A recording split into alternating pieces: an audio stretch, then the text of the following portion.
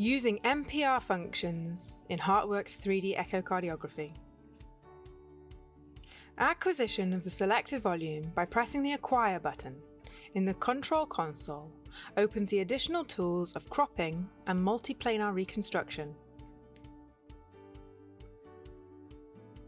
Clicking MPR will bring up a display of the 3 orthogonal planes and the 3D echo volume showing the plane's position through the volume, each colour-coded to match each slice plane.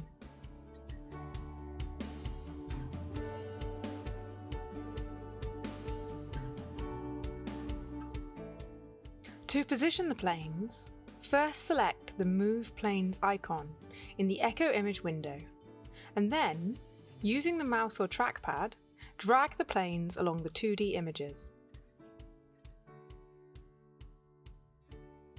The image can be magnified by clicking the Zoom button, top right in the MPR window.